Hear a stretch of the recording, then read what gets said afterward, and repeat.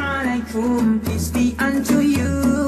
Wa alaikum salam, peace be to you too. बिस्मिल्लाहिर्रहमानिर्रहीम नहमदुहु व नुसल्ली अला रसूलिहिल करीम अम्मा बाद फ़अऊज़ु बिल्लाहि मिनश शैतानिर रजीम बिस्मिल्लाहिर्रहमानिर्रहीम रब्बि इश्रह ली सदरी व यस्सिर ली अमरी वहलुल उक़दतम मिन लिसानी यफ़क़हू क़ौली सुब्हानक ला इल्म लना इल्ला मा अल्लमतना इन्नका अंतल अलीमुल हकीम सदक़ल्लाहुल अज़ीम। मेरे भाई बुज़ुर्गों दोस्तों, कुर्ता खुद ब खुद नहीं बन गया, किसने इसको सिया है। ये बटन प्लास्टिक का खुद ब खुद नहीं बन गया, इसको किसने बनाया है। तो दुनिया में हर चीज़ अगर आप देखेंगे तो वो बनाने से बनती, खुद ब खुद नहीं बनती। ये मोटरसाइकिल किसी ने बनाया है, लाइट किसी ने बनाया है। तो दुनिया के कानून है कि जो भी इंसान कोई भी चीज़ को बनाता है उसके पीछे कुछ उद्देश्य होता है। दुनिया का एक कानून है कि जो भी इंसान कोई भी चीज़ को बनाता है उसके पीछे कोई उद्देश्य होता है, यानी मकसद होता है। मकसद, अभी ये मस्जिद बनी है, छपड़ा पतरे का है, अंदर जाएंगे तो लकड़े का, वो क्या बोलते हैं, वो बम्बू का बना हुआ है अंदर। सीलिंग काय के लिए? कुछ मकसद है कि वो हीट, ऊपर से गर्मी की वजह से अंदर बैठने वालों को गर्मी न लगे, ये आप लोग ने लगा दिए, इसके पीछे कुछ मकसद है। तो इंसान दुनिया में कोई भी चीज़ बनाता है उसके पीछे कुछ ना कुछ मकसद क्या होता है, बोलो? मकसद होता है। आप लोग मकसद को क्या उद्देश्य बोलते हैं ना? उद्देश्य, मकसद दोनों बोलते हैं। उसी तरीके से इस पूरे कायनात में हर चीज को अल्लाह ने बनाया। घास अल्लाह ने बनाया, इंसान को अल्लाह ने बनाया, जमीन और आसमान को अल्लाह ने बनाया, झाड़, दरख्त, पत्ते, जानवर, गाय, बैल, मुर्गी, इतने कीड़े मकोड़े, चूंटी, मच्छर, मक्खी, ये इतनी चीज़ें अल्लाह ताला ने बनाया है। ये खुद ब खुद नहीं बना। तो सोचने की बात ये है, जब इंसान कोई भी चीज़ बनाता है तो उसके पीछे कुछ मकसद होता है। तो क्या अल्लाह ताला ने मैं को, तुमको, इंसान, झाड़, जिन्नात, इन सब को बनाया तो क्या बगैर मकसद बनाया? क्या हमारा दुनिया में आने का कोई मकसद ही नहीं है? हम क्यों दुनिया में आए? कुरान में अल्लाह फरमाता है, अफ़हसिब्तुम अन्नमा खलकनाकुम अबसौ व अन्नकुम इलैना ला तुरजऊन। क्या तुम्हारा ये गुमान है, क्या तुम्हारी ये सोच है कि हमने तुमको यूं ही बेकार बना दिया? क्या हमने तुमको यूं ही फालतू बना दिया?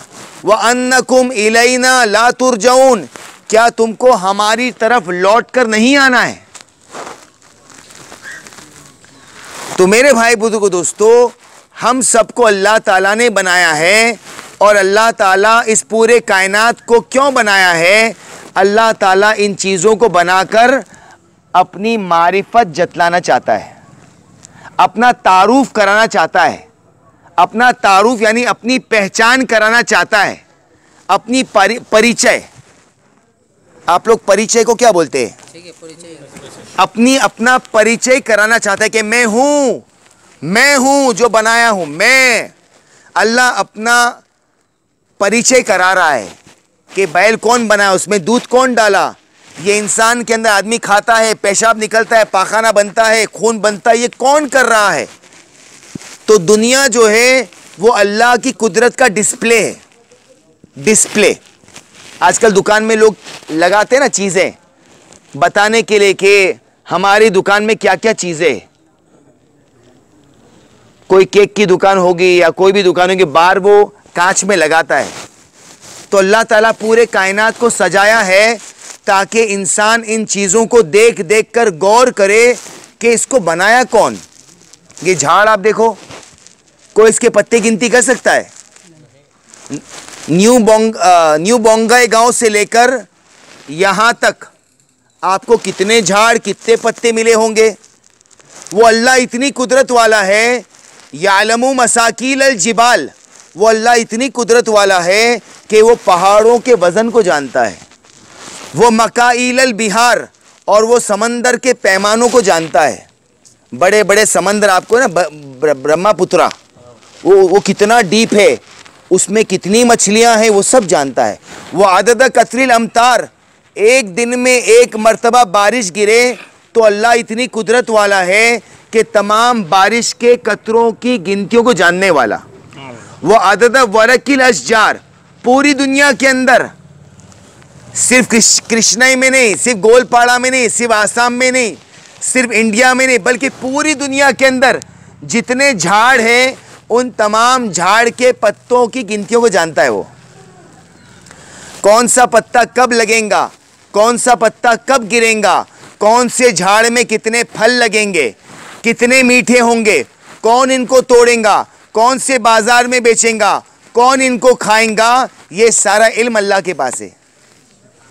अभी आपका ये, इसको क्या बोलते हैं, कटहल, हाँ,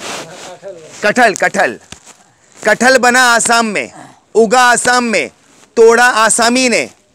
लेकिन हम लोग कल मरकज पहुंचे तो आपका कोई साथी ने कटहल तोड़ा रात में, और सुबह में सब लोग सो रहे थे, पूरे जमात के साथी सब सो रहे, मैं जाग रहा था।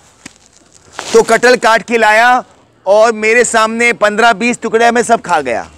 मैं सोचने लगा कि आसाम में उगा, तोड़ा आसामी, खोला आसामी, और सिर्फ बंबई का एक आदमी के मुकद्दर में था, बाकी सब सो गए।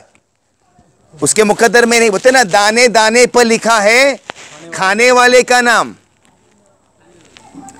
तो मेरे भाई बुजुर्ग दोस्तों, अल्लाह ताला अपनी तमाम चीजों को बनाकर अल्लाह ताला अपनी परिचय कराना चाहता है कि मैं हूं जो पूरी दुनिया को बनाने वाला, सब चीज मेरे कंट्रोल में है, मैं जो चाहता हूं वो मैं करता हूं, जो मैं चाहता हूं वो करता हूं, और जो मैं नहीं चाहता वो नहीं होता है। माशा अल्लाहु काना, जो अल्लाह ने चाहा वो हुआ, वमालम यशालम यकुन, और जो अल्लाह ने नहीं चाहा वो नहीं हुआ। तो दुनिया में किसके पेट में दर्द होता है तो अल्लाह के हुक्म से होता है। कोई पानी में डूब के मरता है तो अल्लाह के हुक्म से होता है। कोई आदमी को डायबिटीज होता है तो कौन करता है, बोलो भाई, अल्लाह के हुक्म से होता है। किसी के बच्चे को सांप काट लिया, बच्चा मर गया, तो कौन किया? जिंदगी कौन देता है? मौत कौन देता है? अल्लाह देता है। तो अल्लाह ताला चाहता है बंदो मुझसे मांगो, तुम्हारी हाजत मैं जानता हूं, तुम्हारी परेशानियों को मैं दूर करूंगा, तुम मुझसे मांगो। इय्याका नअबुदु व इय्याका नस्तईन, मांगो उसी से, देता है खुशी से, कहता है ना किसी से। लेकिन आज हम अपनी हाजत को हम दूसरों के पास जाते हैं। पेट में दर्द हुआ डॉक्टर के पास, बिल्डिंग का मैटर हुआ फलाने लीडर के पास, ये मैटर के लिए वो मैटर के लिए वो। हुजूर सल्लल्लाहु अलैहि वसल्लम के ज़माने में भी मुशरिकाने मक्का ने 360 बुत को पाले थे। वो भी अपनी हर हाजत के लिए एक बुत को बोलते थे। बारिश चाहिए तो ये बुत, ये मूर्ति, फलाना काम है तो ये मूर्ति, रोजी चाहिए तो ये मूर्ति, पानी चाहिए, बारिश चाहिए तो ये मूर्ति। जिस तरह वो लोग मूर्ति को बोलते थे, आज हम भी मूर्तियों को बोलते हैं, अल्लाह को नहीं बोलते। कुछ भी काम है लोगों को बोलते हैं। इस मेहनत के जरिए चाहा जा रहा है हम सिर्फ अल्लाह से मांगे। किससे मांगना बोलो भाई? जब अल्लाह ताला देखता है कि जब मेरा बंदा मेरे अलावा किसी और से अपनी हाजत की तरफ जाता है तो अल्लाह ताला उस आदमी को उसी के हवाले कर देते हैं। उस आदमी को उसी के हवाले कर। मेरे पास क्यों नहीं आया पहला? आपको मिसाल देता हूं। आपका फलाना म्युनिसिपालिटी के अंदर कोई मामला अटका, किसी ने कहा म्युनिसिपैलिटी का मामला है, नीचे वाले के पास जाना, पहला उसके पास बहुत कांटेक्ट होते। अब वो प्यून क्लार्क के पास गया, बोला मेरा फलाना पेपर निकालना है, जरा मेरा फलाना पेपर निकालना है, जरा थोड़ा पैसा ले लो, मेरा पेपर निकाल दो। अब सीसीटीवी से बॉस देख रहा है, तो सब जगह क्या लगा हुआ है, कैमरा लगा है, वो देख रहा है कि भले वो पैसा दे रहा है, ये कर रहा है। वो बॉस बाहर आया, जैसा बॉस बाहर आया तो प्यून की हवा टाइट हो गई। वो बोला साहब आया, साहब आया, उनको बोलो साहब को बोलो। अब वो गया, साहब असल में मेरा पेपर नहीं, अब मेरे पास मत आओ, उधर ही जाओ। तुम पहला मेरे पास क्यों नहीं आए? तुम प्यून के पास गए, अभी अपना मसला प्यून से हल करो। आज हम अपनी हाजत को लेकर अल्लाह के गैर की तरफ जाते हैं, अल्लाह के अलावा को बोलते हैं, तो अल्लाह ताला इंसान को उसी गैर के हवाले कर देता है। दुनिया में अगर अल्लाह ताला को बोलने का आदी नहीं होगा तो कब्र में जब उससे पूछा जाएगा मन रब्बुक, बता तेरी यहां हाजत कौन पूरी करेगा, तो जितनी शक्ल जितने लोगों के बाद दुनिया में भटकता था, लोगों को अपनी हाजत बोलता था, वो ही सब शक्ल उसके सामने आएंगी। क्योंकि दुनिया में अल्लाह को बोलने का आदी था ही नहीं। अपनी हाजत 2-2 रकात नमाज पढ़कर अल्लाह को कभी नहीं बोलता था। सहाबा को ऐसी आदत लग गई थी अल्लाह को बोलने की कि उनका घर में नमक भी खलास होता था तो किसको बोलते थे, बोलो अल्लाह को बोलते थे। एक सहाबी आए और 2 रकात नमाज पढ़े और जाने लगे। अल्लाह के रसूल सल्लल्लाहु अलैहि वसल्लम ने सहाबा से फरमाया, ए मेरे सहाबा, तुम जानते हो सहाबी अब 2 रकात नमाज पढ़कर क्या मांग कर गया? तो सहाबा ने कहा हम नहीं जानते। अल्लाह के रसूल ने फरमाया इसके घर में नमक खलास हो गया था, ये 2 रकात नमाज पढ़ के अल्लाह से नमक मांग के गया। फरमाया अल्लाह के नबी ने अगर तुम्हारे चप्पल का तस्मा भी टूटे तो अल्लाह से मांगो। जो आदमी दुनिया में अल्लाह से मांगने का आदी नहीं होगा, कब्र में जब उससे पूछा जाएगा वो परेशान हो जाएगा। इसके लिए जमातों में निकाल निकाल के ये आदत डलाई जा रही है कि हम अपने मसले अल्लाह से हल कराने की आदत डालें। किससे हल कराए, बोलो भाई? अल्लाह से। हुजूर सल्लल्लाहु अलैहि वसल्लम के पर्दा फरमाने के बाद एक ताबईन, सहाबा के बाद जो ताबईन आए, ताबईन की एक जमात खच्चर पर जा रही थी। खच्चर पर, खच्चर था ना, खच्चर मालूम है?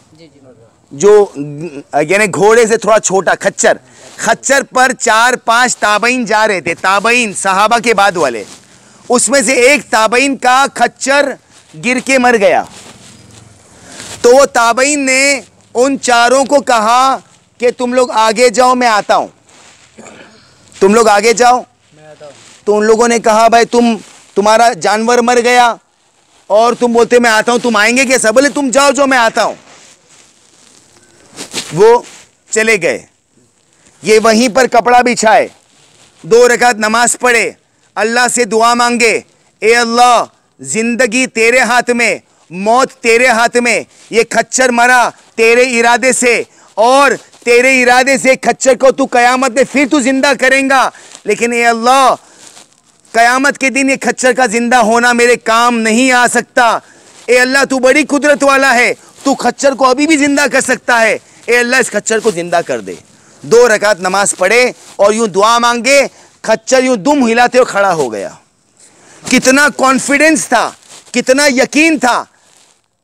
आज मेरे जैसा होता तो उसको बोलता भाई रुको जरा, मैं 2 रकात नमाज पढ़ के ट्राई करता हूं, अगर जिंदा हो गया ठीक है, वरना डबल सीट चलूंगा तुम्हारे साथ में। लेकिन उनको क्या था, बोलो भाई? यकीन था, कॉन्फिडेंस था। आज मेरे भाई बुजुर्ग दोस्तों, आज खुद आदमी अपना मुहासिबा करे, रोजाना अल्लाह को कितना बोलता है, रोजाना अपनी जबान से अल्लाह को कितना बोलता है और अल्लाह के गैर को कितना बोलता है। अगर दुनिया में अल्लाह को नहीं बोला होगा, मरते वक्त अल्लाह नहीं निकलेगा।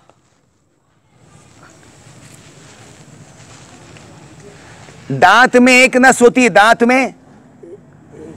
में एक नस होती है, नस समझते? नस आप लोग नस समझते? नस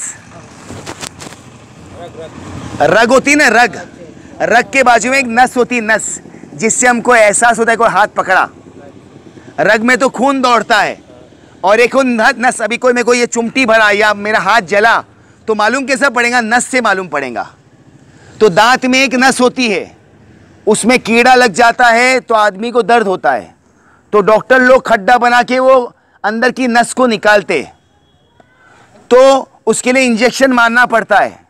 अगर बगैर इंजेक्शन अगर नस निकाले तो आदमी को इतना दर्द होगा कि बेहोश हो जाएगा। एक नस धागे जितनी पतली होती है, पूरे जिस्म में ऐसी नसें, यानी ऐसी नसों का पूरा गुच्छा भरा हुआ है, पूरा गुच्छा, यानी पूरा जिस्म नसों से भरा हुआ है। मौत के वक्त वो तमाम नसें एक साथ खींची जाएंगी, मौत के वक्त वो तमाम नसें एक साथ खींची जाएंगी। किताबों में लिखा है उस वक्त आदमी को इतनी तकलीफ होती है कि उसमें ताकत नहीं होती, वरना तलवार लेकर अपने आजू बाजू लोगों के पास चलाना शुरू कर दे, इतनी तकलीफ होती है। ऐसी तकलीफ के अंदर जबान पर कलमा आना यह कोई मामूली बात नहीं है। अबू बकर सिद्दीक रज़ियल्लाहु अन्हु जो इतने बड़े सहाबी है, लेकिन जब दुनिया से जाने का वक्त आया तो रोने लगे। किसी ने पूछा, अबू बकर तुम आखिर क्यों रो रहे हो? अल्लाह के रसूल सल्लल्लाहु अलैहि वसल्लम दुनिया से ऐसी हालत में गए, वो तुमसे राजी थे, तुम आखिर क्यों रो रहे हो? अबू बकर सिद्दीक ने फरमाया रज़ियल्लाहु अन्हु, आखिरी वक्त है, डर लग रहा है कहीं हाथ से इस्लाम में निकल जावे। तो मेरे भाई बुजुर्ग दोस्तों, ये एक मेहनत है जमात में निकाल निकाल के, हर नए हर पुराने से कहा जा रहा है, आज तक तू लोगों को बोला इससे होता है उससे होता है, अब तू बोल अल्लाह से होता है। और इतनी मेहनत कर दे 40 दिन में, 4 महीने के अंदर, कि तू 2-2 रकात नमाज पढ़ के, दुआ मांग मांग के सिर्फ अल्लाह से अपना काम बनाने का आदी बन जावे, लोगों के सामने हाथ फैलाने से तू बच जावे। हदीसों में आता है कोई आदमी के दिल में कोई हाजत आवे, कोई गरीबी आवे, और अगर वो लोगों को बोले वे तो अल्लाह उसकी गरीबी को और बढ़ाएगा। क्यों? क्योंकि हाजत लोगों को बोला। और अगर अपनी हाजत को छुपाकर अल्लाह ताला से मांगेगा तो अल्लाह ताला 1 साल की हलाल रोजी का इंतजाम करेगा। मैं आपको हदीस सुना रहा हूं कि तुमने तुम्हारी हाजत, तुम्हारी जरूरत तुम लोगों को क्यों बोले, मेरे को क्यों नहीं बोले? तो जमात में इसके लिए निकाला जा रहा है ताकि आदमी अपनी हाजत, अपनी परेशानी, अपनी मुसीबत उस अल्लाह को बोलने वाला बन जावे, क्योंकि सब कुछ उसी के हाथ में है, वो बड़ी कुदरत वाला है। हाँ, इसके लिए इस्तिखारे की दुआ है। उस इस्तिखारे की दुआ के अंदर हम लोग इकरार करते, तकदीरू वला अकदीरू, ए अल्लाह तू कुदरत वाला है, वला अकदीरू मेरे में कोई कुदरत नहीं है, तालमू वला आलमू, ए अल्लाह तू सब कुछ जानता है, वला आलमू मैं कुछ भी नहीं जानता, व अंत अल्लामुल गुयूब और तू तो गैब का इल्म जानता है। तो मेरे भाई बुजुर्ग दोस्तों, उसको चैलेंज मत करो, वो तो सब कुछ के बगैर सब कुछ कर सकता है। आज वो हमारी कमी है कि आज हम अल्लाह को बोलते नहीं, अल्लाह के गैर की तरफ हम हाथ फैलाते हैं, अपनी हाजत अपनी परेशानी अल्लाह के गैर की तरफ करते हैं। उसने किया, इसने किया, दुनिया में कोई कुछ नहीं करता है, सब कुछ अल्लाह करता है। कौन करता है बोलो भाई? अल्लाह। इसके लिए ये यकीन हमारे दिल में बैठ जावे, वो 1-2 दिन में नहीं बैठेगा, उसके लिए मेहनत करना पड़ेगा। सहाबा इकराम के अंदर ईमान आया, उसको 13 साल लग गया। सोचो मेरा एक चिल्ला 4 महीने से कहां से ईमान दिल में आ जाएगा? ईमान 2 चीजों का नाम है, इकरारुम बिल लिसान, जबान से इकरार करो, वो तस्दीकुम बिल कल्ब, और दिल के अंदर उसको उतारो, दिल उसकी तस्दीक करे। इसके लिए भाई एक मेहनत है, मरते वक्त कलमा आना एक मेहनत है। कब्र के अंदर मन रब्बुक मा दीनुक, ये सवाल का जवाब हमारे मुंह से निकल जाए, ये एक मेहनत है। उसके लिए बार बार निकलना पड़ेगा अल्लाह के रास्ते में। कब तक? जब तक जबान पर कलमा मरते वक्त ना आ जावे। इसके लिए भाई सब मेहनत करेंगे भाई, इंशाअल्लाह कुर्बानी देंगे इंशाअल्लाह। आज जो चीज मुकद्दर की है बगैर मेहनत के नहीं आती। दुनिया बकद्र मुकद्दर, हिदायत बकद्र मशक्कत, दीन बकद्र मशक्कत। दीन मशक्कत से आएगा, हिदायत मशक्कत से आएंगी, तौफीक मशक्क़त से मिलेंगी। दुनिया बकदर मुकद्दर है, बगैर मेहनत की मिल जाएंगी दुनिया। तो जो चीज़ मुकद्दर की बगैर मेहनत की नहीं मिलती, तो बताओ जो मशक्क़त से हो बगैर मेहनत की कैसा मिलेगा। इसके लिए बस सब साथी नियत करें इंशाअल्लाह, हम अपने ईमान को बनाने के लिए, अपनी कब्र को बनाने के लिए इंशाअल्लाह मौत से पहले पहले 4 महीना जाएंगे इंशाअल्लाह। बोलो 4 महीने के लिए बोलो। कौन इरादा करता है मरने से पहले 4 महीना जाऊंगा इंशाअल्लाह? मरने से पहले हाथ ऊपर करो भाई, मरने से पहले जाना है, मरने से पहले, मरने से पहले। भाई कुछ लोग अभी भी डर रहे, बस अब जाएंगे इंशाअल्लाह। कभी जाएंगे बोलो? मरने से, मरने से, मरने से पहले जाएंगे, मरने के बाद कहां से जाएंगे? अच्छा बताओ भाई, मौत कभी आएंगी? मौत कभी आएंगी बोलो? मौत कभी आएंगी? मौत कभी आएंगी मालूम नहीं है, तो कब जाएंगे? जल्द से जल्द जाएंगे, जाएंगे ना भाई इंशाअल्लाह। कौन नियत करते हैं इंशाअल्लाह?